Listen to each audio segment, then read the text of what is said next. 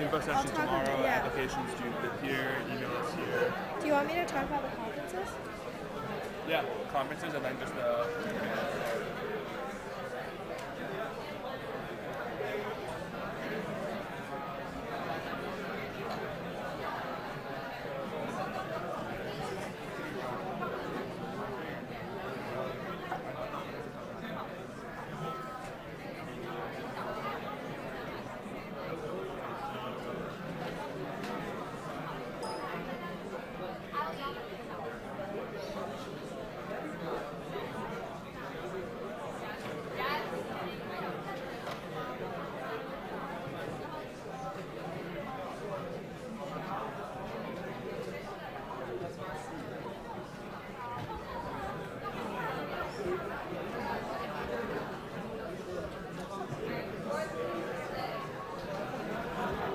You know what? The projector's not working. I'll be back in a minute.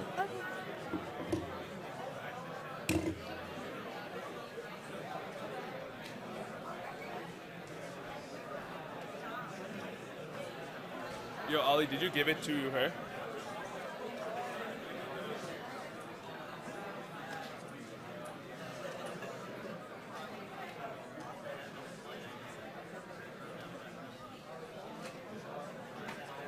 I messaged her. I don't think she's... It's fine. You can just make it.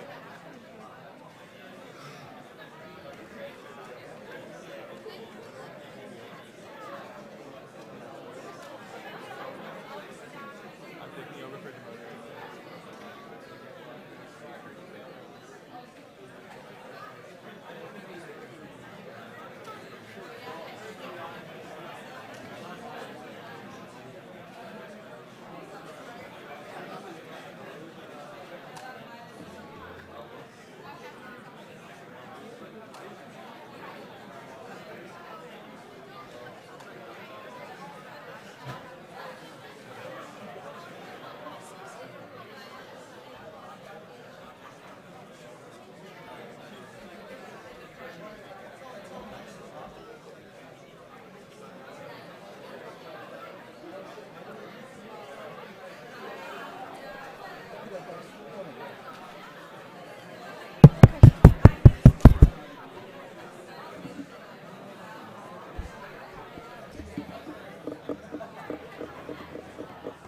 Should I just start?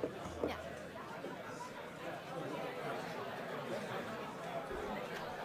Try. Hey everyone. Project. Hello?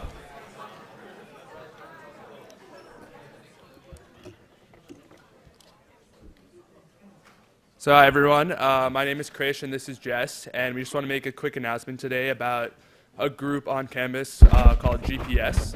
So GPS is an intercollegiate investment fund between 8 different schools, and we manage a real money portfolio. We meet every Sunday, and it's an organization for people who are interested in investing. It's a lot of fun. You have conferences throughout the year.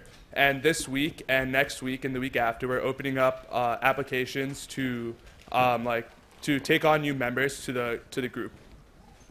Yeah, so we'll be having an information session tomorrow during Common Hour in KMEC 350. And to apply, all you need to do is submit your resume and cover letter to nyu.recruiting@gps100.com. It's a really great opportunity that we all went through and we really appreciated. So we definitely invite you to come and apply. And applications are only for freshmen and sophomores. But if you know anyone who's interested, everyone should just come out and learn more about us. Our strategy is focused on long-only value investing. And if you have any questions, you can see us after class, or if you see any of us in the hall, feel free to ask us. Thanks.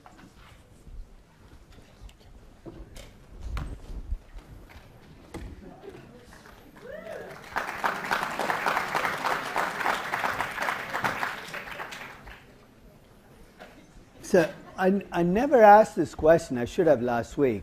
How many of you are sophomores? You have no idea what you are. How many are juniors? Okay. So it's about 50-50? Is that more junior, little more juniors than sophomores? No freshmen, right? No seniors? No premature graduation problems here? Because sometimes with senioritis that happens. You get to the last year, you're pretty much done. So thank God I don't have to deal with that. So, again, don't let the fact that you're a sophomore intimidate you. There's nothing here that is magical that you can't get. Okay? It'll all stick as you go along. A couple of news stories. I don't know whether you've been reading. One is, did you read about Marissa Mayer's announcement at Yahoo this morning? One thing I'd strongly suggest you start doing is read the news. If nothing else, it'll cement what we're doing in class. So Marissa Mayer finally announced today that she's laying off employees, cutting costs, shrinking Yahoo. 13 earnings quarters after she came in as CEO and was told to turn the company around and make it a growth company again, she's finally saying, can't do it. Took a while to get there. Hey, that's the first. The second is, I don't know what you read over the news over the weekend, that Xerox is breaking up into two companies. Legendary name, right, Xerox? How legendary? For a while, you didn't say you wanted to copy something, you Xeroxed it. I actually went around this building all through the floors. I was like a creepy person checking things out. I wanted to see how many Xerox copiers I could find in this building. Not one. It's a legendary name, but it's a carcass walking around. Right? If that sounds crude, that's what it is. There's nothing left. In fact, I feel badly for Rochester. Not only do they have to deal with the winters that they do, but the two great names that came out of Rochester. One is Xerox. You know what the other one is? Eastman Kodak. Again, a company that in the 1950s was legendary. It was one of these were two stocks that were part of the Nifty 50. In the early 70s, these were the 50 highest growth companies in the world. But this too shall pass. Okay? I know how many of you are Peyton Manning fans. I'm a Peyton Manning fan. Okay? Any Peyton Manning fans? Okay? I'm sorry? You want to eat or you want to watch him play, Okay, so you're just doing the Peyton Manning imitation. Okay, I get it, okay. But let's face it, the reason we remember Peyton Manning is not because he ate a chicken parm sandwich, but because he's a legendary quarterback. I'm a Peyton Manning fan, but I don't expect him to throw for 500 yards this Sunday. Why? He has no arm, no neck, basically the guy is pretty much strung together. At 39, he's coming apart. So he's got a head on his shoulders still. He'll do whatever he needs to do, but it's not going to be the Peyton Manning of 4 years ago, 3 years ago, or even 5 years ago. It's not going to happen. That's basically what you want companies to recognize, right? There's a point in which you have to say, look, we used to be able to do those things. It was so great when it lasted. But that's not the company we are right now. And it's not easy. I'm not suggesting that any CEO wakes up and says, I'm going to have fun making my company smaller. But that's, I think, what you're going to wrestle with in this class are companies that don't act their age in either direction. So let me go back to where I left you on Wednesday. Basically, I gave you the utopian world from which corporate finance is born. And in that utopian world, let me remind you what I assumed. I'm sorry about my husky voice. I've been working on getting a TV part, I guess. Actually, I've been losing my voice. So today, if I go into no voice mode at about 4 o'clock, I'll do the Vanna White thing. Slide. So maybe you'll get it still. Hopefully my voice will last until 4:45. But on Wednesday, when I described the utopian world, remember the 4 assumptions I made. I assumed that stockholders have complete power over managers. And managers go out and do what's right for stockholders. First assumption. Second, I assumed if you lend money to the firm and don't protect yourself, nothing bad happens to you. Third, I assumed that firms reveal information about themselves honestly and on time to markets, and the trading room in this world is full of polite intellectuals. And finally, I said there are no social costs in this world. Why did I need that? Because I wanted to make the world safe for maximizing stock prices. It's such a neat objective. The reason people like it in theory is you can do all this stuff with maximizing stock prices, but it comes with a whole kettle of fish in terms of assumptions. So today we're going to do a reality check. We're going to take every one of these assumptions and shred them. Okay? I call this my inoculation class because I'm going to inoculate against all the things you're told is wrong with corporate finance we're going to talk about today. And I'm going to give you my spin before they put their spin. So let's go through link by link and let me lay out what the real world looks like. So this is a reality check in terms of each of those assumptions. Let's think first in terms of stockholders and managers. What did I assume in the utopian world? Stockholders have complete power over managers, and the two mechanisms they use to exercise that power are the annual meeting and the board of directors. In theory, they work for the stockholders. They're supposed to keep an eye on managers. In practice, neither mechanism is that effective, and I'll come back and talk about why. It's very difficult for stockholders to pull managers back into line at an annual meeting. It's even more difficult to get boards of directors to do what they're supposed to do, which is keep managers in line. So first assumption will break down. And if stockholders have little power over managers, guess what managers do? What's in their best interest. It's human nature. It's not because they're bad people. Second, if you lend money to a firm and you don't protect yourself in the real world, guess what's going to happen to you? It's not a question of whether you get ripped off. It's a question of when you get ripped off. Saying, doesn't it matter who I lend to? I don't care who you lend to. The most reputable institution in the world, if you lend to them long enough, sooner or later you're going to be exploited if you don't protect yourself. So that's the second assumption it's going to break down. Third, I assume that managers reveal information to financial markets honestly and on time. Let me give you an example of how this would play out. I've been an Apple user since 1981, and for a long time, Apple did not have a laptop. 91, they finally come out with their first laptop, very loosely called a laptop because it weighed like 15 pounds. It was hot as hell. Okay? So you needed something to cover your lap first, and then you put this on, and then you collapsed. But we were finally happy. Finally, we had a laptop of our own, but it had one small problem. It sometimes caught fire. Now, this is not normal. What happened was the battery they were using from Sony heated up and just... Now, this is not normally a feature you go looking for in a laptop, right? No spontaneous combustion on that one, not on that. Oh, this one has it. I'll take it. It'll make your next presentation incredibly memorable, but your next plane trip it would be a disaster. So what would Apple do in the utopian world? They'd run out to financial markets and tell them, our laptops are hot. Technically, that's not lying. But with 4 kids, we know areas of omission are actually much more significant. What you don't tell me is a bigger lie than what you actually tell me. So technically, they're telling the truth. But you as an investor here, our laptops are hot. What do you think? They're selling a lot. You don't think of laptops as going up in flames. So let me take that back. In the utopian world, you'd run out there and say, hey, you know what, guys? Our laptops are catching fire. We want to let you know right away so you can do the right thing. Or remember when the first iMaps, Apple iMaps came out, they had all these problems. There'd be news stories of a lady who was driving 3,255 miles to a Dunkin' Donuts because the iMaps made her do it. To which your response is, how stupid can you be? Maybe it should just drive you into the ocean and put you there. Right? But they had a problem with all kinds of things. But if in the utopian world, you'd reveal it to markets. Let's take that back. In the real world, do you think companies sometimes hold back bad news? Sure. Do they sometimes sugarcoat bad news, maybe even massage it to the point of a lie? Yep. And have you been in a trading room? Have you seen a trading room, at least in the movies? Is it full of polite intellectuals? Polite and intellectual would not be the two words that come to mind when you think of a trading room. Markets do some crazy things. And then if you think about social costs, you think about bad companies creating social costs. But the reality is all businesses create social costs. This is the world we live in. This is the world we're going to talk about today. So let's start with the first of those linkages.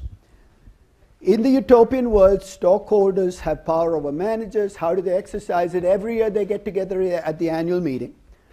They vote on a board of directors, and the board of directors does what it's supposed to do, which is keep an eye on managers and make sure they're doing the right thing. So let's take those two mechanisms. Let's start first with the annual meeting. Anybody here own shares in publicly traded companies? Okay, good. There are quite a few. How do you have the savings to do this after NYU tuition? I want to check out what exactly is going into your portfolio. Okay? How many of you have been to an annual meeting? I own shares in 53 companies. It was 50 until a couple of weeks ago. I just bought 3 more. I have never, ever been to an annual meeting, and I don't intend to be at one, ever. You say, what's wrong with you? I own 1,000 shares in Coca-Cola. What is going to an annual meeting require me to do? Get a round-trip ticket to Atlanta. It's going to cost me like $600 because that's like, for some reason, the airlines seem to think New York to Atlanta, they can charge you whatever they want. Then you got to stay in downtown Atlanta for like 2 days. This is hell on earth, if you ask me. I mean, everybody leaves the city. It's like 6 o'clock. There's nobody there. It's like zombie land. That's going to cost me another $500 for that privilege. And then other expenses. By the time I'm done, it'll be $1,250, and there goes my profit for the year. So it makes no sense for me to go to an annual meeting. And that's going to be true for a lot of individual investors. Most individual investors cannot afford to go to an annual meeting. So what do we get in the mail? It used to be the mail, now it might be even digital. What did we used to get in the mail about 6 weeks before an annual meeting that allowed us to be at the meeting in absentia? A proxy, this big fat envelope. And when it landed on my desk, it went into one of two places. If I was feeling socially conscious, it went into recycling. If not, trash. Recycling, trash. Opening that damn thing and reading through 40 pages of people I don't even know about didn't even cross my mind. And I'm not the only one. About 40 to 60% of proxies, depending on the company, do not get returned back to the company. So when I own 1,000 shares in Coca-Cola and I throw that proxy into the trash can, what happens to 1,000 votes that go with those shares? Does it go into the trash can with the proxies? In most companies, you know what happens to those votes? They go to the incumbent managers. I'll give you the analogy. It's like having an election where the incumbent gets the votes of everybody who doesn't show up to vote. Imagine any US politician ever getting, I think in the last presidential election, less than 50% actually showed up to vote. You didn't even have to vote for yourself. You're already elected. So you can say, I'm the re-elected president. Everybody who didn't show up voted for me. It's a system tilted in favor of incumbents. That is why it's so difficult. It's not impossible. It's so difficult to get a no vote against incumbent managers at an annual meeting. You guys familiar with Jamie Dimon? What does he do? CEO of JP Morgan, a kind of a Julius Caesar of JP Morgan, imperial majesty. And about 2 years ago, Jamie Dimon decides to consolidate the positions of CEO and chairman of the board. We'll come back and talk about the complete incomprehensible nature of what you're just doing. Because what's the job of the board? To oversee the top management. What have you just done? You made yourself, I can't even get my brain wrapped around it. So he did this, and of course there was a bit of a backlash, and stockholders pushed back. So the annual meeting, somebody managed to actually get this as a vote, voting against Jamie Dimon being CEO and chair. And the next day in the newspaper, the Wall Street Journal reports the results of the annual meeting vote. 65% voted in favor of Jamie Dimon, and 35% against. Now, if you think like a normal person, what are you thinking? 65% agreed with Jamie. But what did I just say about the 55% who did not return their proxies? So basically, he got 10% of the vote, 35% voted against him, but he started off with 55%. You're going to win. Brian Moynihan at Bank of America, this must be some problem with CEOs of money center banks. I don't know what's wrong with them. Did exactly the same thing last year. Again at the annual meeting. No vote. He wins 60 to 40. The next time you see a no vote of 30, 35, 40%, you know what it should tell you? Everybody who actually took the time to vote voted no, and you still couldn't get to 51%. So the annual meeting is not a great place for stockholders to speak up. You're saying, what about those institutional investors like Fidelity and State Street? Let me show you a graph. This is the percentage of the time that institutional investors, see this orange, ugly, or whatever color that is, the orange line, that is the percentage of the time that institutional investors vote with incumbent managers. So what do you see? 90, 91, 92% of the time, the Fidelity and State, they don't even look at what's on the vote. What do you guys want from the incumbent manager? They vote with the incumbent manager. Why do you think this is? I mean, you think they have a big stake in making sure these companies are well run, right? Institutional investors, if they don't like the way a company is run, how do they deal with it? Rather than stay and fight, what's their response? Sell and move on. They vote with their feet. And when they vote with incumbent managers. Now, you could have a conflict of interest story. Maybe they manage the pension funds for this company, and they don't want to piss off the incumbent managers too much. But institutional investors are not going to help you out either. So annual meeting, individual investors really don't have much say. Institutional investors vote with incumbent managers. And incumbent managers control the flow of the meeting. You know what I mean by the flow of the meeting? Try going to an annual meeting, getting up and say, I have a question, I think I'd like to raise this question for a vote. It's not going to come up. And if you're in Europe, forget about it. Annual meetings are exquisitely polite affairs. People drink wine, they drink a little cracker, eat a little crackers, hello, sir, lord, whatever. And by the time this is all done, you say, there was a meeting? I thought there was a tea party. Annual meetings are not that effective at getting managers' attention. So let's try the board of directors. At least in theory, the board of directors is there for one reason and one reason alone. It was created in a publicly traded company to help you as shareholders keep an eye on managers. That's the board of directors' job. So let me lay some facts about directors on the table. And then we'll talk about whether it can do its job. The first fact about directors is they're well paid. How well paid? In a typical S&P 500 company, you're probably making $400,000 to $500,000 as a director. You do have to work like 4.5 hours a week. That's kind of a strain, I'm sure. And that's up from like 3 hours a week. Okay. In fact, for a while, the trend lines were going down to the point where I was convinced at one point in time you'd be paid for not showing up. So you get paid a lot, you don't work very much. And when you do work, you're talking to the lawyers. About what? About not getting sued. What can we do to not get sued? This has become such a defensive way of looking over managers that nobody's asking the tough questions. It used to be awful, but it's now just bad. There were points in time, you used to be director in 15, 20, 25 different companies at a point in time. All of these play out, making the board a not that effective place to essentially make your case. Now it gets worse. In many companies in the US, it used to be all companies, but in many companies in the US and almost all companies outside the US, guess who comes up with the names of the people on the board? Some companies might be a nominating committee, but even there they check it out with this guy or this person on top. How do you get to be on the board of directors of Facebook? Mark Zuckerberg's going to be surprised by a name? I don't think so. In most companies, the CEO has an active role in picking who sits on the board. So let's play a game. You're the CEO of a company. It's your job to pick 15 people to sit on your board. And you have two choices. And I want you to honestly think about which one you're going to make. The first choice is to pick the 15 most intelligent, informed people in the world who will ask you tough questions and keep you on your toes. It's option one. The second one is to go to your local country club, walk into the bar area, find the 15 most sloshed people you can find and say, would you like to be on my board?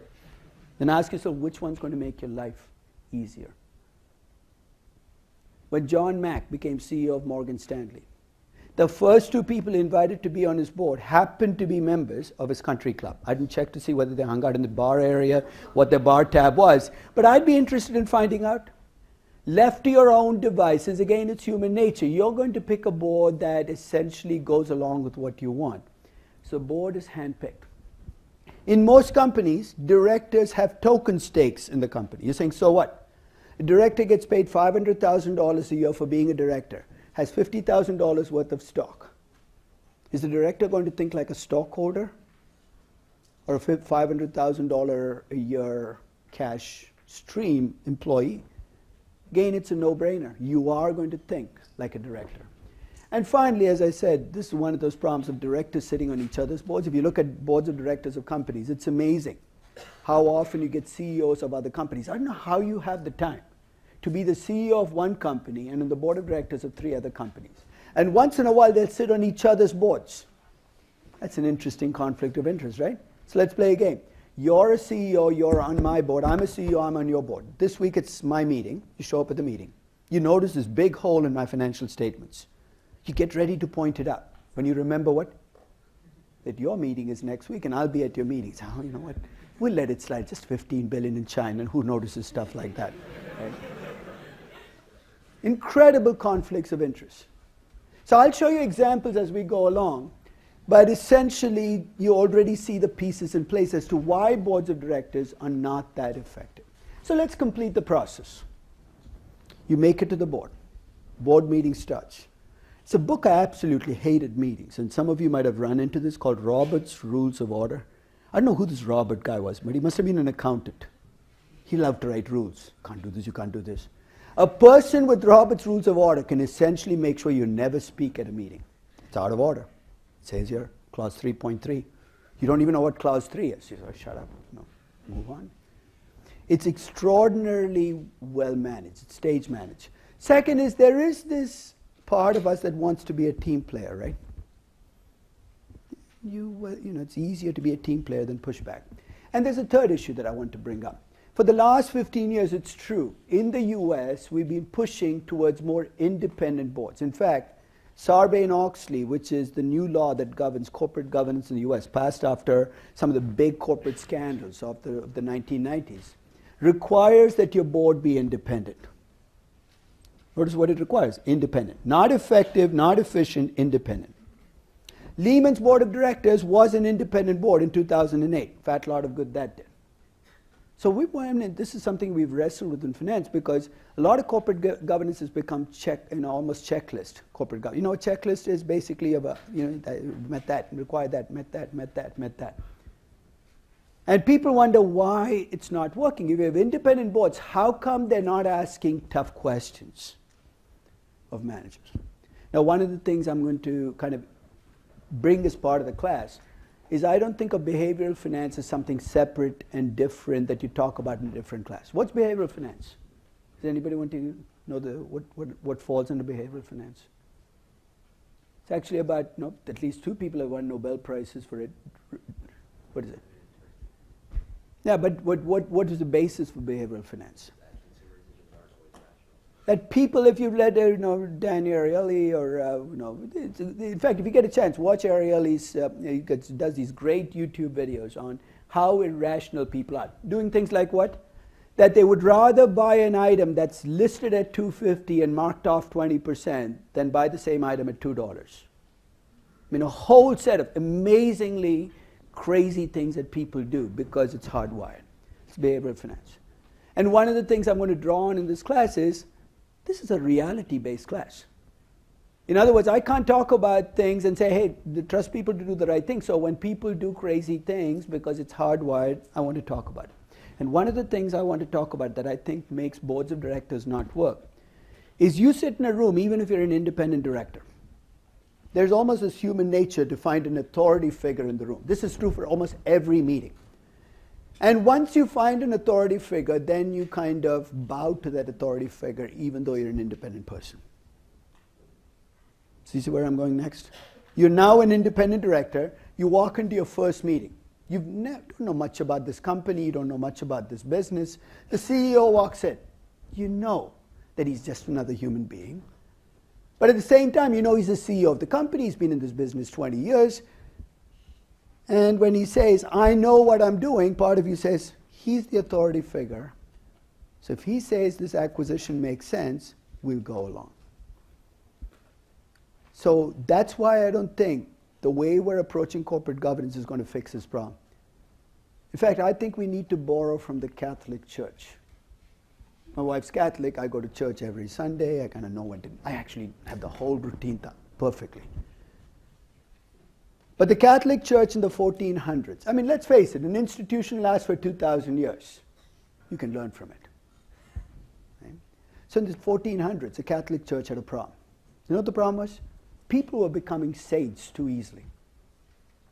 You know, the process by which you become a saint is somebody from some part of the world says, so-and-so is a saint, 7 miracles, And so what you have is a group of people pushing somebody for sainthood.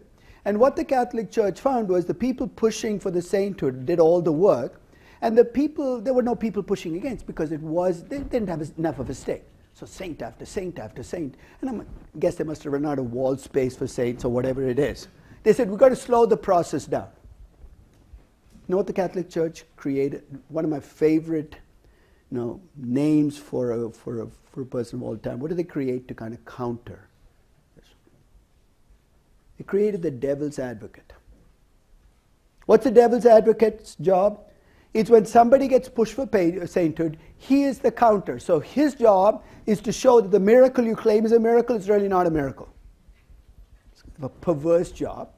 But essentially his job was, whatever you're pushing, I'll push back against. The church gave him resources to essentially do the pushback. An act of genius. You see, what's this got to do with the boards of directors? What's the problem with the board of directors? You have a CEO. The CEO is the authority figure. So what I'm proposing, it'll never happen, is a contra CEO. Somebody with equivalent power on the other side with resources. So CEO gets up and says, he calls in Goldman Sachs to back up his acquisition. The contra CEO calls Morgan Stanley to show how the acquisition is an awful idea. You think that will slow the process down? Why is that a bad thing? Why in such a hurry to do a $15 billion acquisition? What's going to happen in the next 2 weeks? It'll never happen, but I think we have to think about creating these contra powers in that room, because if we don't, the board of directors is going to get steamrolled. So the bottom line is directors don't do their job. So I'm going to, as I said, I'm going to use my companies as lab experiments to illustrate how this works out. So I'm going to take Disney, and I'm going to take you back to 1997. Sounds like a long time ago, but the reason I'm going to go back to 1997 is I am convinced that this is the worst board of directors ever created at a large company ever. It's quite a contest to win. So let me take you through why I dislike this board so much. First, let me set you back in 97. In 97, the CEO of Disney was a guy called Michael Eisner. A guy whose ego was so large that he could be in a large room by himself and feel crowded. So this is the board of directors he put together. So let me go through what I dislike about the board. First, there are 17 people on the board. You're saying, so what? I have a little experiment I'd like you to run. After class today, get together as a group of 17 and decide where to go for dinner. I will make a prediction: you will not eat tonight. Because when 17 people gather around a table, you know what happens? All 17 people talk. It's time for the meeting to end. Too big. In fact, studies show that once you get past 9 members in a board, it starts to get counterproductive.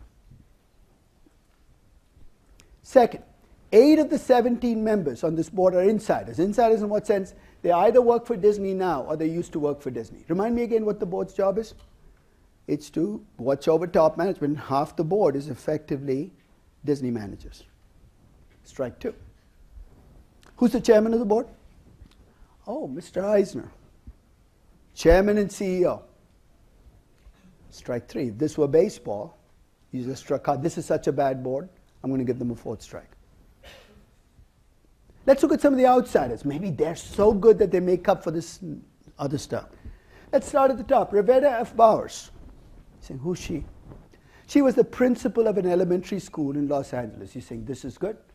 Disney is a kid-oriented company. If somebody's around kids all the time, match made in heaven.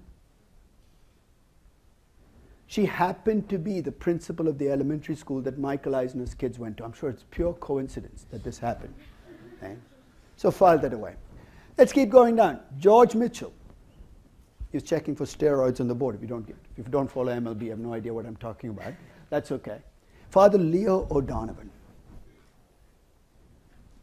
president of Georgetown University. I guess it's good you have some religious influence on this heathen board. But Michael Eisner's son went to Georgetown. He sat on Georgetown's board. He was a substantial contributor to Georgetown University. He'd given lots of... I'm not saying there's any quid quo pro, but it doesn't quite pass the smell test, right? And then there's my favorite example of conflict of interest. Erwin E. Russell, attorney at law. He's saying, what do you have against lawyers? Actually, a whole bunch. But this is not the forum to talk about that. But this guy happened to be Michael Eisner's personal attorney. How the hell do you get away with this? I'm putting my lawyer on the board. He's going to be an independent third party. It's nice to have your lawyer in the room saying, don't answer that question, Mike. Take the fifth on that one, Mike. But don't tell me he's going to give you independent advice. And I'm going to circle back and come to Sidney Poitier, great actor, right? In fact, he made the list of top 10 directors in '97. He's saying, finally, somebody on this board is doing their job. He just made the wrong list. List of directors who missed the most meetings. He was at the top of the list. He missed 75% of the meetings over the previous 3 years. So guess who's coming to dinners? Guess who's not coming to the meeting this time? This is the board that's supposed to do what? Keep an eye on Michael Eisner. This is not a board. It's a rubber stamp. When Eisner says jump, they're going to say how high, how quickly. And during the 90s, Disney did some really crazy things. I sent that suggestion that you read this book called Disney War. It is a fun book to read about how dysfunctional the management of a large corporation can get. This is like kindergarten. It's actually worse than kindergarten. So let me give you some history. Michael Eisner came to Disney from Paramount. In 1986, Disney was in big trouble. They wanted Eisner to come over and run the company. And he really didn't want to leave Paramount. Paramount was doing much better. He said, I want to leave the company. They coaxed him out of the company. And he wanted to bring his personal assistant along with him. You say, what's the big deal? Personal assistant. Remember the days before iPhones and iPads? Your personal assistant in Hollywood kind of ran your life. They told you what your name was, what your wife's name was, etc., where you lived, etc. So think of this as a pre-iPhone device that you use to kind of keep track of who you were. So he said, I can't leave without this guy. He runs my life. The guy's name was Jeffrey Katzenberg. And he didn't want to leave Paramount either. So Eisner said, if you come over to Disney, I'll make you the head of a division. Katzenberg said, PA, head of division. Okay, I'll take the head of the division. And Eisner, being Eisner, made him the head of a division that he thought was destined for doom.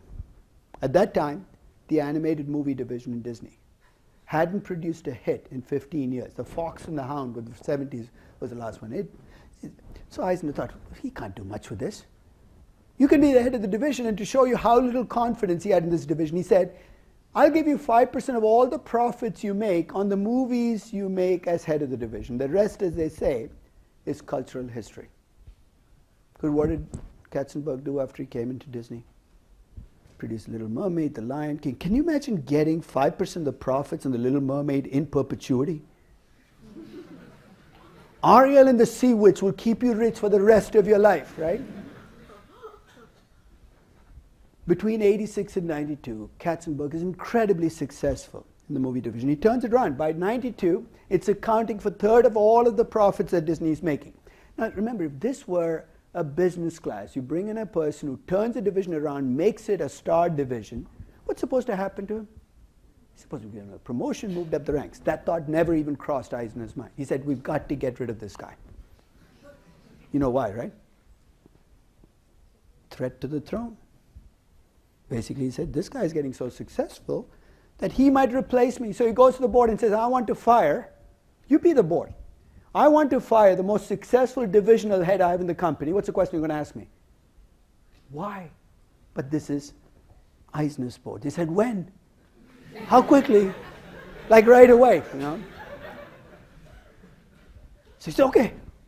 And then one of you brings up this unpleasant fact that I promised this guy 5% of the profits on The Little Mermaid and Lion King in perpetuity.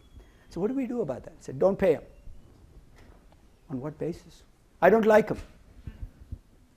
It's not a good legal basis for refusing to carry out a contract, but you're the board being what you're saying. Of course, Mike, if you say so, you fire the guy. And of course, he sues. The case didn't last very long. The judge said, Mr. Eisner, did you make this promise to pay 5% of the profits? He said, yes. Why are you refusing to pay him? I don't like him. Yeah. So Katzenberg won $150 million as a settlement, which he used as seed money to do what? He He started another company with it. You're all familiar with this company. No, Pixar's the wrong guy.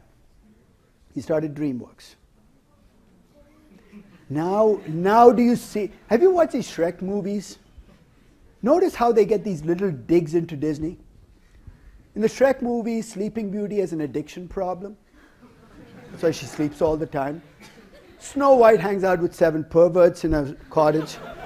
You go through, what's going on here? What's going on here is there's a long history between Katzenberg and Disney, and every time he gets a chance, another sword in there. There's a history behind everything, right? Now, when that happened, I remember reading the journal article saying, how could the board go along with something like this? If they'd only taken a look at the board, they could have seen why it happened. In fact, sometimes all you need to do to understand why a company is the way it is look at who sits on the board of directors. I'm going to take a little tangent here. Have you heard of this company called Theranos? I'm going to tell you a story, and you tell me whether this is a great story. So in this story, what happens is a 20-year-old, first, this 20-year-old drops out of Stanford, the most selective university, so already the story is getting some heft.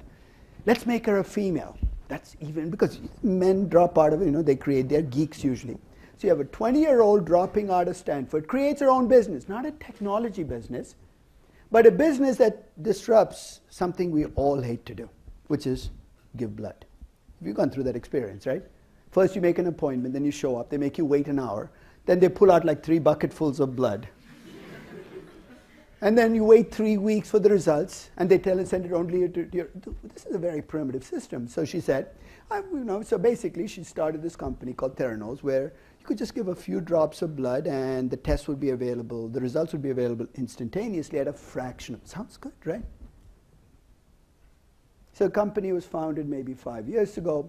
It became a unicorn. You know what a unicorn is?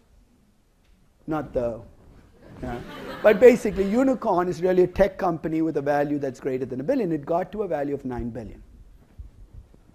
Until last September, when the Wall Street Journal asked a very simple question, which is, does the blood test work? It's kind of a fundamental question. And it discovered the blood test didn't work.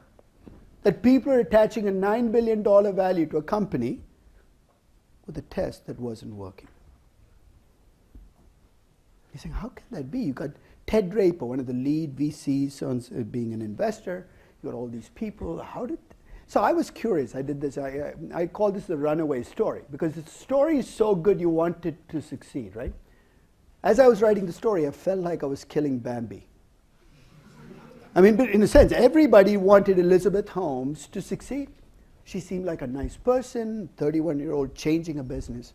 So I decided to take a look at the board of directors she'd put together. I'm going to show you a board, and you tell me whether you see a potential problem.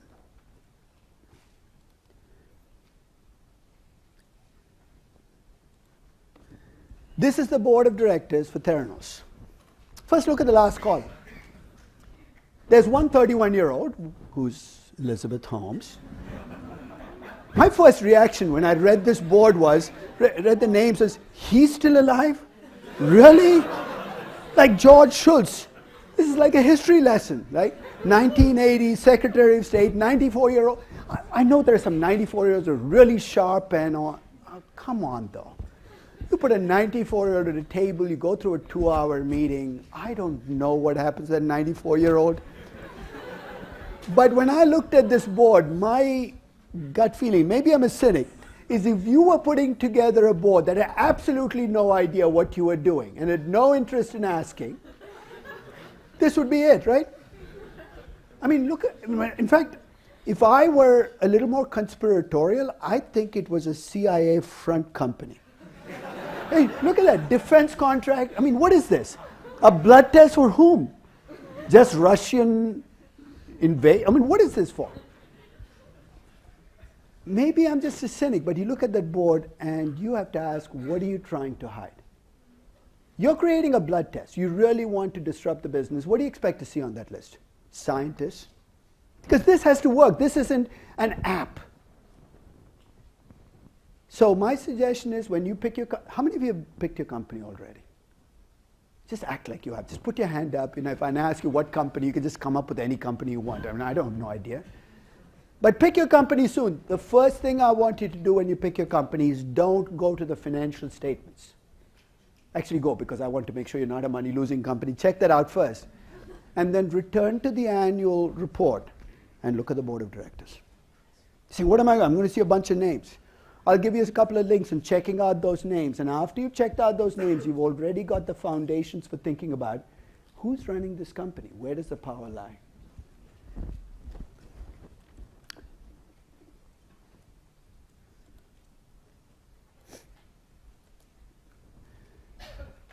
So that's going to be your first test, is once you get your company. So as we go through, I'll be listing off things. But take that. Let me stay with the Disney board. It wasn't just me that looked at that board and said, this isn't going to work. Have you heard of this? Have you heard of Calpers? It's a California public employee pension fund. It is the largest state pension fund in the country. It controls $250 billion. $250 billion. The Texas Teacher Fund is the second largest, but this is the largest fund in the country. So they control a lot of money. And for a long time, they used to be very active in corporate governance. In fact, you got to give them credit. They were one of the first institutional investors. And like Fidelity and State Street that ran away, Calpers said, we can't afford to run away. We have too much money at play. Where are we going to run? So starting in the 90s, they started putting together a list of the 10 worst companies in terms of corporate governance in the country. And you did not want to be on the list, because once you got on that list, they started putting pressure on you to change. And a few of the questions they would ask to decide whether a company had a good board is they'd ask, are the majority of the directors outside directors? Very simple. Is the chairman of the board independent of the company? Obviously not if you're the CEO. And third, every board has a compensation committee. They're supposed to decide how much the CEO gets paid, and an audit committee that gets to look over the accounting. Are they composed entirely of outsiders? Do you see why this in particular has to be outsiders? Because the compensation committee can decide to give away the company to the CEO if you can't watch them. Disney was the only company in '97 that failed all three tests. Since I'm piling on in Disney, let me keep piling on. Business Week in '97 decided to rank the 500 largest companies in the US from worst board to best board. So guess which list this is? This is a list of the worst board. Guess who's on top? Disney. Disney's winning all kinds of contests it shouldn't even be trying to win. So in '97, Disney's corporate governance stunk. And it stunk because the CEO had gone about creating a board that was a rubber stamp board. It doesn't happen accidentally. It was by design. So as you think about this, here's what I'd like you to look at when you start on your company. Look at who the directors in the company are. Look at outside directors, inside directors. And for most US companies, there's an SEC filing that I will send you. You know what the SEC is, right? Basically, it's a regulatory commission that you file these things with. And actually, US companies are required to file, there's a filing called 14-DEF that every US company has to file, which lists out conflicts of interest that you might have as directors. You know what? Companies are amazingly honest about that 14-DEF. You know why? Because nobody seems to read it. They actually say, oh, we're conflicts of interest all over. My brother-in-law is a director, my mother-in-law is a director, my sister-in-law is a director. They all get paid on the side. And people find out 3 years later, really? It was all in the 14-DEF? So if you have a US company, this is going to be easy. If you have a non-US company, you might have a tougher time. You think, this is awful, I should have stuck with a US company. Since you haven't picked a company and you're going to be inclined to make this a part of judgment, let me tell you a story from Sherlock Holmes. Okay? It's one of the stories, I think The Hound of the Baskervilles or something. Okay? So you know how the Holmes stories work. There's a murder, and it's a completely unsolvable murder. And through this entire book, Holmes treats his sidekick, Watson, like a piece of dirt. Everything. That's obvious, Watson. I don't know why the guy even hangs around. I prefer the Watson on the BBC News Sherlock show. Much better guy. But this is the original Sherlock Holmes. So in this particular book, what happens is, there's a murder, and people can't figure out who did it. And then at the end, Sherlock solves the whole case. And the key clue was the dog did not bark. See, what the heck? What kind of clue is that? Well, if the dog did not bark, obviously he knew the murder. Maybe they hung out together, went to bars together, whatever it was, they were good friends. So he said if the dog did not bark, it was somebody that was part of the household, and that cracked the whole case open. The key clue is that there was no bark. You're saying, what's this got to do with financial filings? You got a board of directors, you try to find out more about the board, and the more you try, the less you can find. What is the fact that you cannot find out any information about the board of directors in your company tell you about how much power stockholders have in this company? That to me is conclusive proof. If you cannot find information about who's on the board and what the potential conflicts of interest are, that is much stronger proof than anything you find in a 14F. So if you pick an Asian company, you find 11 people on the board, you've never heard of any of their names, nobody seems to have, or you're doing Alibaba, and you see those 19 names that Jack Ma's come up with. So where did he come up with the 19 names? You call Jack and say, can you tell me some information about these 19 names? And he hangs up on you. That's conclusive proof. You have no power in this company. For many of your companies, you will get a measure of corporate governance. So I'll tell you some places you can go. It's a score. Don't read too much, but basically companies are scored on this because there are services that measure corporate governance. But to me, this is the key. If you have an effective board, not just an independent board, once in a while what should happen? They should disagree with the CEO and stop the CEO from doing something, right? That to me is what I would look for in a board. If you can show me 3 news stories of things the CEO wanted to do that the board did not let him or her do, that is good evidence to me that the board actually works. But be prepared for disappointment. 90% of your companies, guess what you're going to find? The board of directors doesn't work for you as a stockholder, it works for the management. They view their job as protecting management from you, not the other way around. So now let's go to the next step. If you don't have much power, yeah, go ahead. Stockholders should elect the board directly. You do. You do elect the board directly. But what's the problem with that? 60% of proxies. Who votes the proxies? What rule do you want to change? That the incumbent gets all votes. Okay, so we could start on that. Say if you throw it in the trash can, the votes don't count. We could. But then we got to get the rule changed where? This is like, have you read Catch-22? To change the rule, we got to bring it up to the meeting. And at the meeting, what do we have to do? We have to get 51% to vote in favor of the rule. We'll talk about pushback at U.S. companies. At least in U.S. companies, there is a chance of a pushback. But you need somebody powerful leading the charge. It can't be you and I. Why? Because there are only 1,000 shares. You know who we need to make life difficult for managers? Who caused Xerox to break up? Carl Icahn. Is Carl Icahn a nice guy? Don't think too long. You don't want to have dinner with Carl Icahn. He might eat you. But Carl Icahn is going to be the kind of person who can push for change, not because he cares about you and I, but because in the process of pushing for change for him, maybe he can get managers to do something that's right for us. So we're going to come back and talk about activist investing and how that can change. But I think in a sense, if you let this process go through, incumbent managers are going to dominate the game. So now let's talk about what happens if you as a manager don't feel threatened by shareholders. There will be times when you have to make decisions where you have to ask, should I do what's right for shareholders or should I do what's right for me? I'll give you an example. Let's assume you're a top manager at an oil company. An oil company that's done badly, has a lot of cash, and you're targeted in a hostile acquisition by somebody. So what's the essence of a hostile acquisition? Somebody's paying 20% more than the market price, right? So if you view your job as delivering the highest value to your shareholders, and if there are no other bidders around, what's the thing you should be doing if you were doing your fiduciary responsibility, you should be selling the company to the hostile acquirer. And what's the essence of the word hostile? What is this guy going to do to you after he takes you over?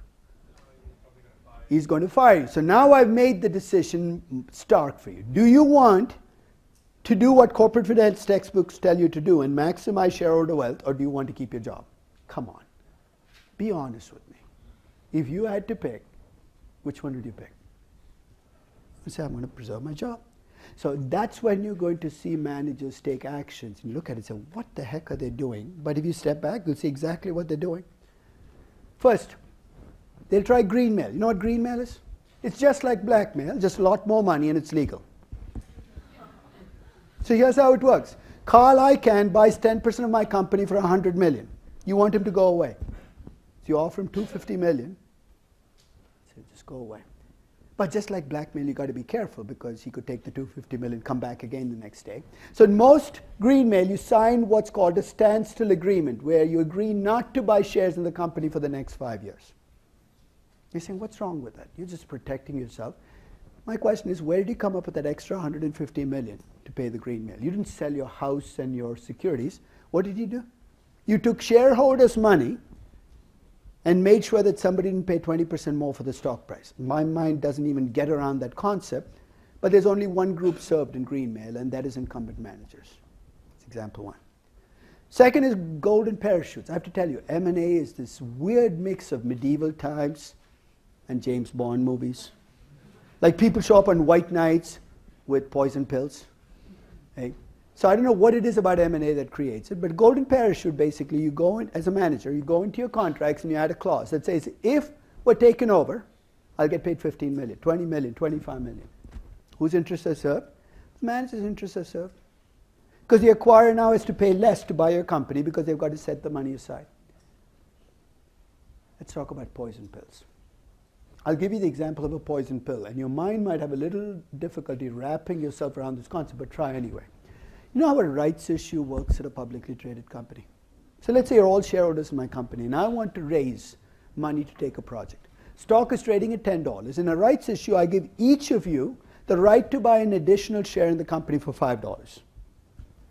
And every one of you should exercise that right, because if you don't, you're going to end up worse off. So the rights issue is actually a fairly low-cost way of raising equity to fund a business. So that's a typical rights issue. The rights price is less than the stock price. I'm going to change that a little bit. I'm going to do a flip over rights issue, saying, what is that? Stock's at $10. I give each of you the right to buy an additional share at $100. You say, why would I want that right? As long as I run the company. If somebody does a hostile acquisition of the company, that 100 becomes $1. You see what I've created? I've created something that is going to be completely harmless as long as I run the company. But if somebody takes over the company, it blows up in their face. It's a poison pill. Now, as you wrestle with that, I'll give you a much simpler analogy that my daughter offered me when she was 8 years old. She's a financial genius in many ways. Not really, but no, I have to act like that. Otherwise, if she watches this video, I'll be in big trouble. Okay? So this was when she was 8 years old. I decided to take her and actually she was younger, 6 years old maybe. I decided to take her and her two older brothers out for breakfast. So we go to this diner, high-class outfit. And we get a table. All three of them sit on the other side. I sit by myself. Nobody wants to sit with Dad. Okay. She's in the middle. Her two older brothers are on either side of her. They all order eggs with fries. So the waitress comes and puts plates in front of them. Eggs with fries, eggs with fries, eggs with fries. The minute the plate gets it in front of my daughter, she spits all over her fries. Disgusting, right? But if you have siblings and you've ever eaten fries, you know exactly what she was doing. Because you're a 6-year-old, two older brothers on either side of you. There are fries on your plate. You know exactly where they're going. They're not going. So you know what she was doing? She was introducing a poison pill. Why was it a poison pill? You spit on your fries. You're okay with your own spit. Everybody, not touching that. No, that's disgusting. So the next time you hear a story about a poison pill, think about spitting on your fries, and you've pretty much got the whole thing nailed. Okay. Shark repellents. These are anti-takeover clauses that you put into your corporate charter. Let me give you an example. What percentage of a company do you normally need to control to take over a company? 51%? NCR, when it was being targeted by AT&T, raised that threshold to 80%. What does this do? It either prevents takeovers from happening, Or to do the takeover, you got to pay a much bigger premium. AT&T was stupid enough to pay the much bigger premium, but those are shock repellents. There are a whole set of anti-takeover clauses you can put in to prevent people from taking you over. Again, the primary group protected by this are not shareholders. Though you can tell nice stories about shareholders, it's really about incumbent managers. And finally, there is this one action you can take as a manager. If your objective is to decisively and quickly make your shareholders poorer, this is not a great objective, but that's your objective, just go do an acquisition. It's almost laughable when you see the game playing around an acquisition. And I'll take an example to illustrate this. Yeah, go ahead.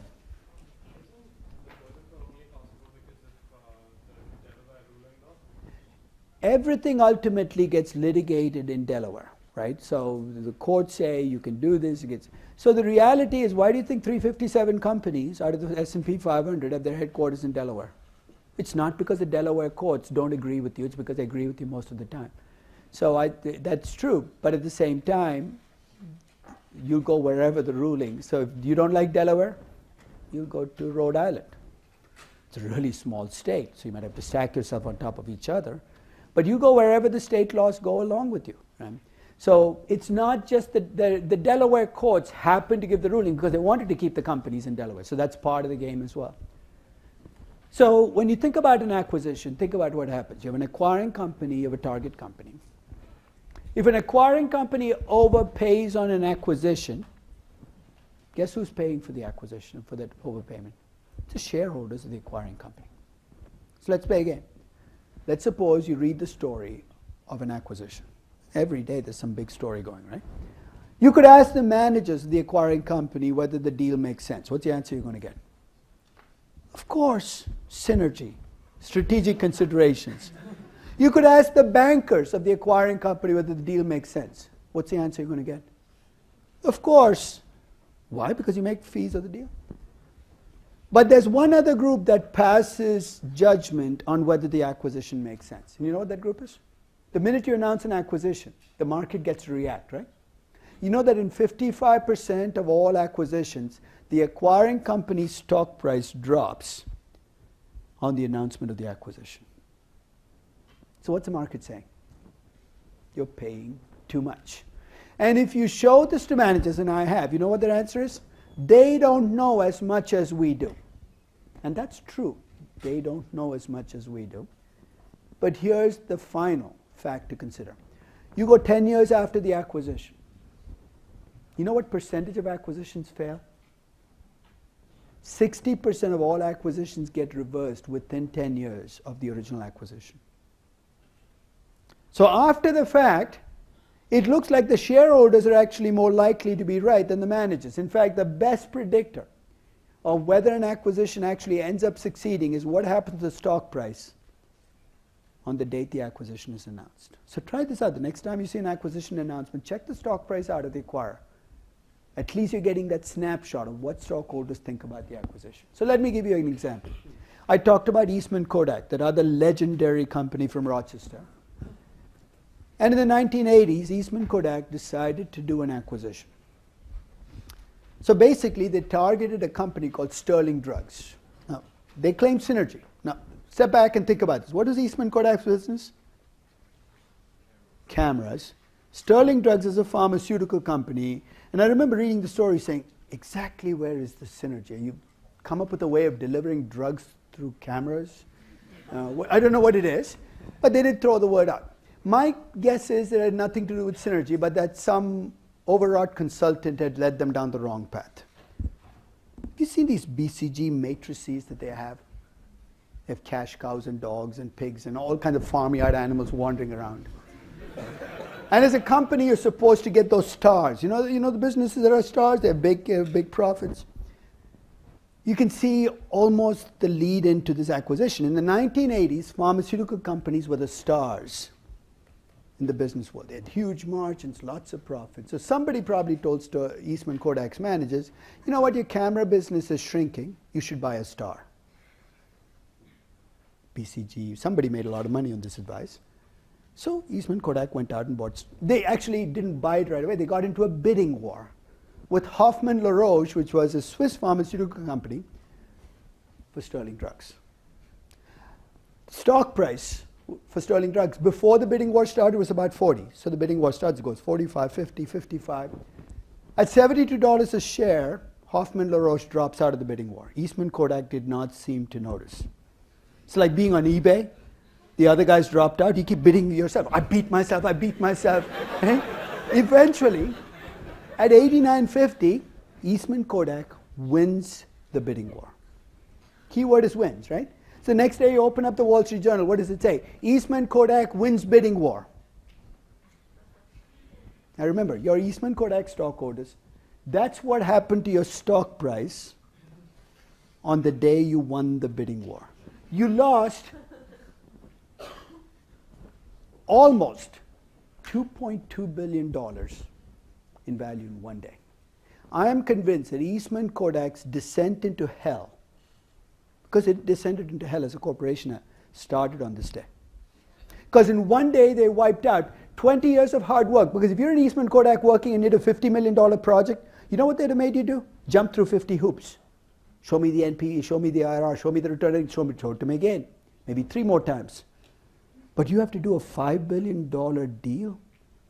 None of the rules apply. In fact, this might be pure coincidence, but the premium that Eastman Kodak paid for Sterling Drugs was roughly $2.1 billion. So we lost collectively $2.2 billion. That's almost equal to the premium that they paid, right? You're saying, where's the extra $100 million going? Well, bankers have to be paid from something, right? So this deal happens. And of course, what do Eastman Kodak's managers say? You don't understand us. We have all these plans. Now this is what Sterling Drugs looked like after Eastman Kodak built it. Now remember, what's the essence of synergy? That by combining the companies, you're going to be growing revenues faster, your profits are going up. Where's the proof? Remember the Clara Pellew ad for Burger King? You probably haven't seen it. Where's the beef? Where's the beef? Where's the synergy? The revenues are growing up, but the profits are staying flat. When you said that, the bankers will say to the company, you don't understand what we're doing here. Isn't it the banker's job to make it easily understood? Let me ask you a question. You walk into an electronics store. You ask the salesman, what's the right TV for me? What are you going to walk home with? The 70-inch flat plasma TV. Why? Because that's what he makes a big... The fact that you live in a tiny studio, that you can't even get the TV up the stairs is not his problem.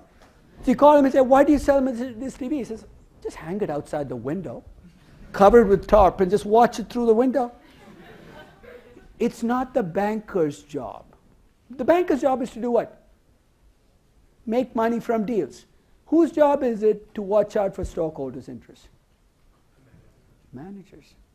You can see, we can take it out on bankers because that's the easy thing for CEOs to say, oh, the banker told me to do this. What do? Put a gun to your head and say, you got to pay $50 billion for this company? You did it yourself. There is no excuse, but managers all too often fall back on that excuse. So you look at the 5 years after, you say, where's the synergy? 5 years later, a rumored story appears in the New York Times. And this is what it says. That there are rumors that Sterling Drugs might be up for sale. And what's the first response Eastman Kodak? They have no plans to sell Kodak's Sterling drug unit. And in fact, Louis Mathias, chairman of Sterling Winthrop, dismissed the rumors as massive speculation. I'm just reading it as is because I can't keep a straight face as I say these things, which flies in the face of the stated intent of Kodak that it is committed to be in the health business. This is like the old things that used to come out of the Soviet government. Never believe anything until it's officially denied. Okay. A few months later, here's what happens. Sterling Drugs is in fact being sold, and collectively it was sold off for about $4.5 billion. So how much did they pay? $5.2 billion 5 years prior. They pumped in almost $3 billion into the company, and they walk away with $4.5 billion. That's a bad investment, right? You're saying people probably learn from this. They never do something this stupid again. Okay, let's move forward about 20 years. Another company in motion, Hewlett-Packard. It goes out and buys a British technology company called Autonomy. for $11 billion. Stock was trading at about 5.5, so it paid 100% premium. Of course, you have to justify it, right? So what I've done in this page is broken down how they justified paying $11.1 billion. First thing they did was they started with the pre-deal book equity, which is about $2.1 billion. They paid KPMG, I think, to come in, I don't know, with Deloitte maybe, I don't want to insult the wrong accounting firm, and to come in and reassess the assets. So after they were done, they said it's really not $2 billion, it's worth $4.6 billion. The market is already trading at $5.9 billion, so why they're doing this window dressing below the $5.9 billion, I don't know. And then on top of that, they said there's a premium, and the premium is all for synergy. Okay, sounds good, right? The deal gets done in 2010. 2 years later, HP says, we made a mistake.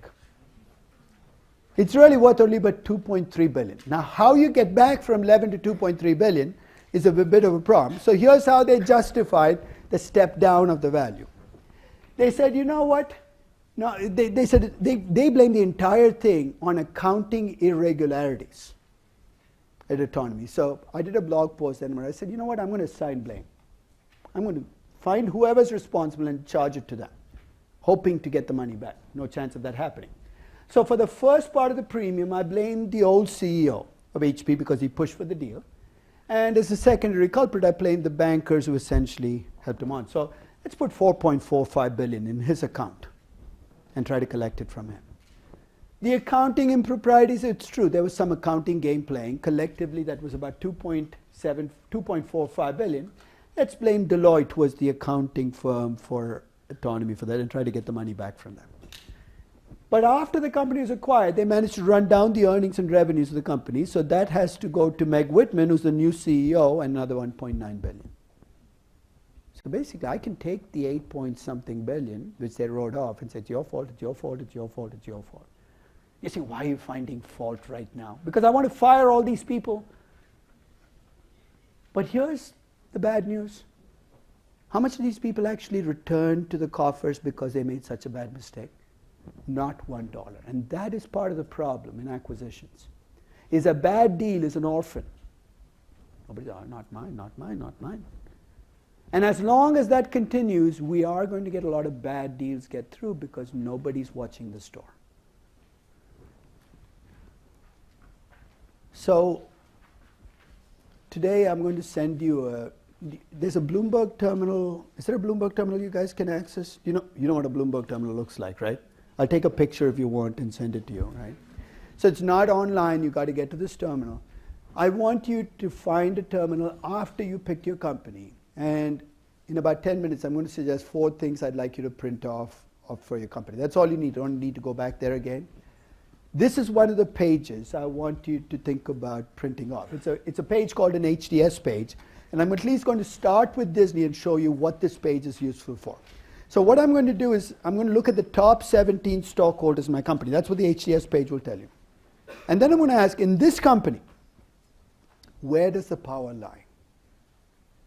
You know the old saying, power abhors a vacuum? That's true in companies as well. The power goes somewhere. And let me give you some of the choices.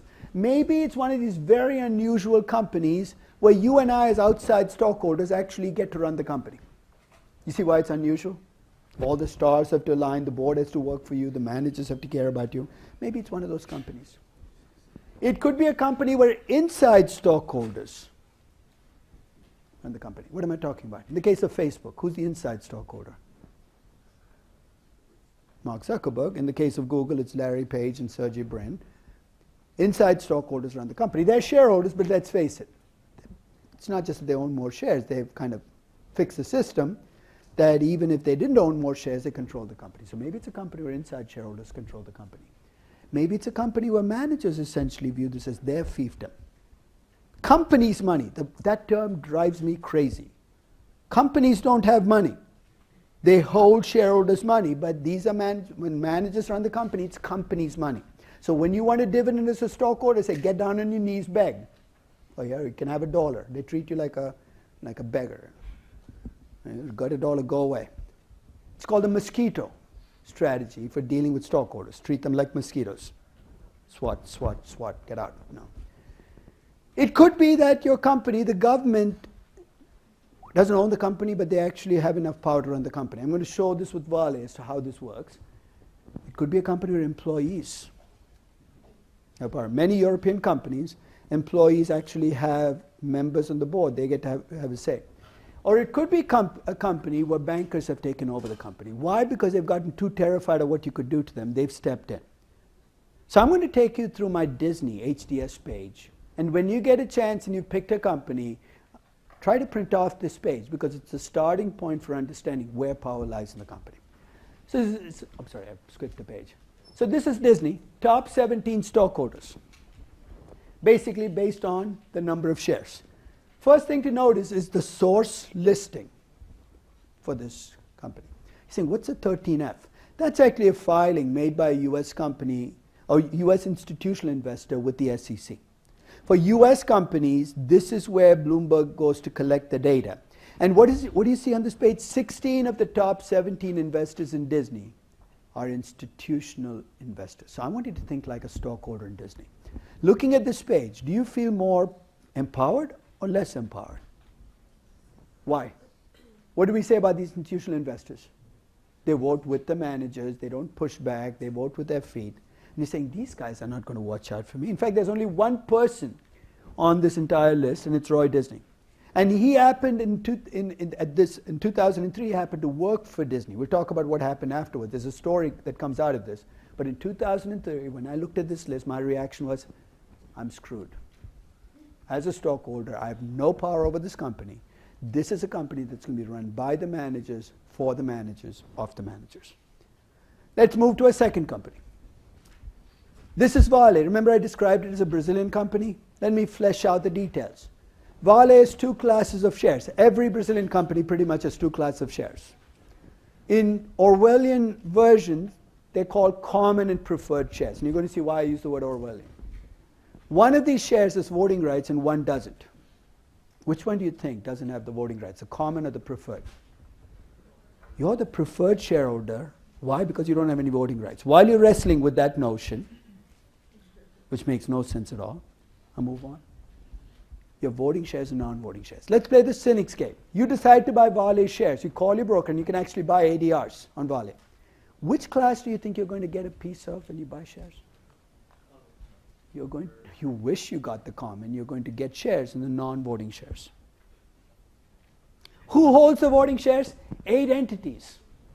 One of whom is this outfit called BNDES, which is the Brazilian National Investment Fund, controlled by the Brazilian government. And it gets worse. The Brazilian government also has what's called a golden share. You know what a golden share is? If you have a golden share, you have veto power. So if you have to make big decisions as a company, an acquisition, an investment, the government can say no. So when I look at this page, in spite of all the kind of mini details, as a shareholder in the company, here's my reaction. I have zero power in running the company. And in fact, it gets even more terrifying here. It's not just managers who will control what happens to the company. It's what the government wants. You think, so what?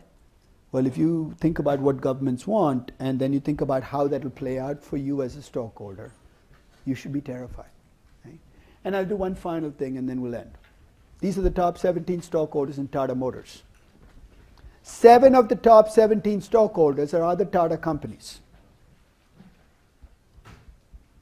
How does it happen? This is part of a family group. Until about 30 years ago, they're all private business that invested in each other. In fact, all the Tata companies share one headquarters building in Mumbai called Mumbai House. On the second floor, there's Tata Steel, Tata Chemicals, Tata Motors. And on the very top floors used to sit Ratan Tata, the family patriarch, who actually was not a manager in any of the companies. But guess what? If he wanted something, do you think it would percolate down the elevator shafts to all the other companies? So that's what I want you to keep in mind. When you look at Tata Motors, you're going to see other companies come into play. And what's good for the group will drive what's good for the company. So keep working on picking a company. The sooner the better.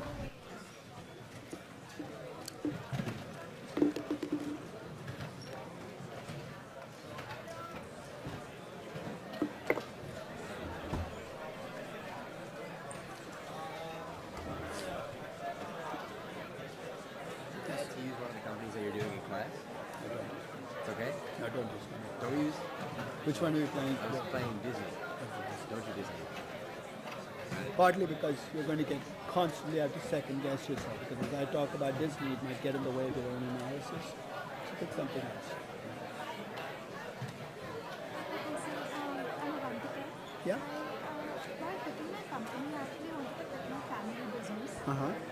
But it has many people in the business. I mean, it's a privately owned business, so there's one CEO, who's my dad, and it has the general financial statements and. Why don't you do this? Pick your family business and pick a competitor who's public in India, In the same industry. same industry. It'll give you a sense at least of comparison. And you can make your primary analysis your company, but you can then use that peer group company as a kind of perspective on some of the other things you Right. have to do. So what if I take? My dad distributes things. Uh-huh. So what if I take the suppliers company? So the one who's manufacturing the Absolutely, that should work. material. So what will be my primary analysis? That company or You can get to pick, so whichever one you want to end up putting in. So you might decide that your private business is something that you're too close to do the full analysis on. You might do the primary analysis in your supplier company and a secondary analysis in your company. and how exactly does the primary secondary work? You don't have to show both, right? So in the report you can pick one to write about, and the other one you can track use along. the main company with the data as my primary and then calculate. Hi, how are you? Hi, Professor. I met you before last semester. I visited you Yes, during that's right, yeah. during the office Yeah, hour yeah. about my position in one of the startups. Yeah.